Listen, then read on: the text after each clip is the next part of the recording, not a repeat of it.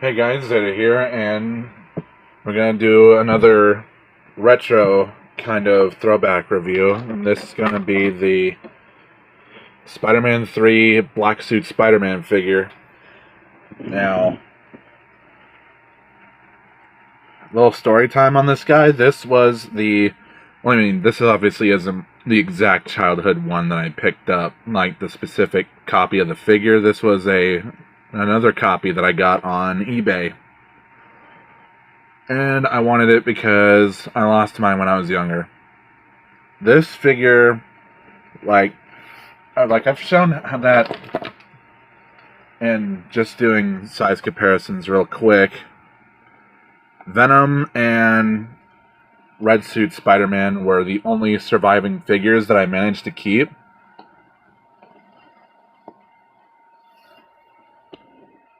These two were the ones that I managed to keep, but this figure was the very first one of the line that I picked up.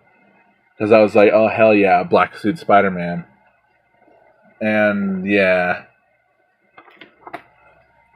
I would play with this nonstop. It was probably my favorite Spider-Man figure for the longest time. But then, like, some years later, I don't know, late 2000s, early 2010s, like very early 2010s, at some point, this arm broke off, and then I just suddenly lost it out of nowhere. And I had other Spider-Man 3 figures, like I had a couple more Venom figures, and I had, like, another Red Suit figure that had, like, it was one of those ooze figures. And it was like the big Venom symbiote from like the end of the movie after Spider-Man separates Eddie from the symbiote. And then like that's when the symbiote would just get big and menacing and scary looking. Yeah, that was the figure of that. And it came like with like a tube of ooze that the Venom symbiote you could have it ooze from its mouth.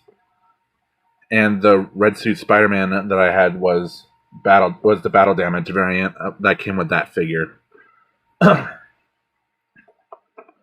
yeah, I got this, I think, from Walmart, and then this I got from my grandparents as a Christmas gift. Or I think it was a Christmas gift, I don't remember. And even this figure, I traded to a friend for a Red Suit figure, and like we each kept the figures for like a single night, and then we traded back. But I really like this figure. Good times. But yeah, getting some of these childhood figures back, I just want them back because they bring me back to a simpler time.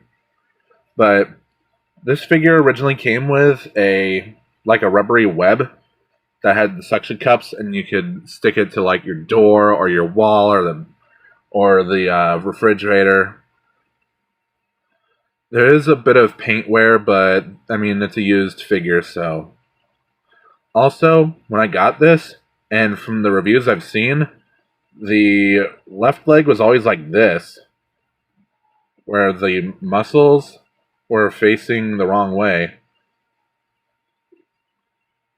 So yeah. And even though this is the Black Suit Spider-Man, this is more like a gunmetal gray. Or a charcoal gray. But he got, like, hang on, focus, motherfucker.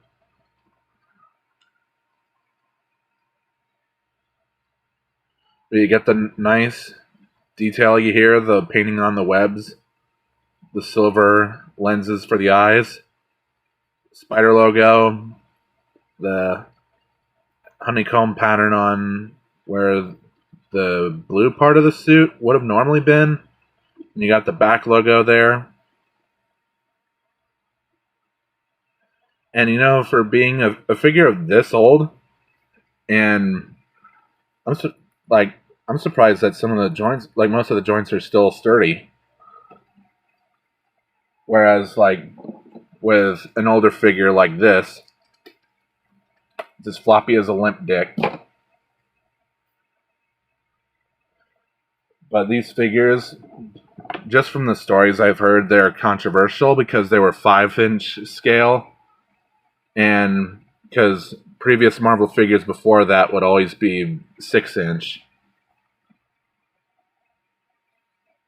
So when people saw these figures for the first time, they were probably thinking, oh, I want to display these with the other Spideys. And they were under scale. Because with Toy Biz, movie lines were always 6-inch. This guy was eventually re-released as part of the Spider-Man Classics Trilogy Heroes line, I guess that's what it's called. But yeah, this guy was upscaled to 6 inches. And that line was essentially a bunch of re-releases and repaints from like the 3 movies. But while the body itself was fine, the head didn't look so good. And just comparing these two again, the black suit Spider-Man is definitely more bulkier in terms of build than the classic suit. So he's a bit chunkier. But I really love this figure, and I'm glad to have it again. So, articulation-wise, the head is on a ball joint. You don't get a bunch of wiggly-waggly, but he can do a full 360. He can do not much of up and down. Arms can do a full 360. They can move out that far. You get a bicep swivel. You get a double bend at the elbow. No wrist swivel, but you do get a hinge joint here at the wrist. And he does his whipping hand right here. If you try to get him like this, you're just going to be stuck with gorilla arm syndrome. You get a swivel here. Leg moves forward that far. Back not at all. Outward this far. You get a knee swivel, which probably haven't seen a bunch of articulation like that since, I don't know. I think some modern figures have it, but I don't know.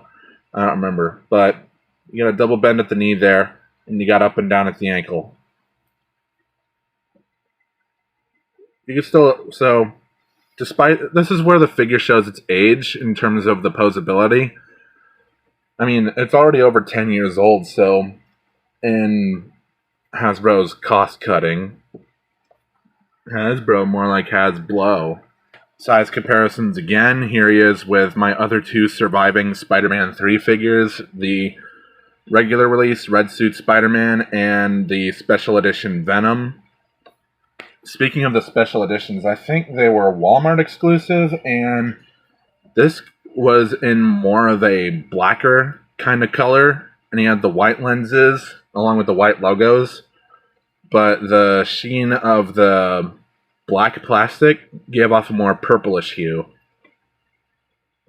Kind of like how it should have been, probably like how this Venom should have been. It gives off a more grayish blue tint in person. But I don't know, that's just me. Here he is next to Samus and Master Chief. Here's Ruber and the Marvel Legends Integrated Suit Spider-Man from No Way Home. Here he is with Mysterio from the No Way Home line. Far From Home, technically. Animated series Hobgoblin and Gamma Blast Batman.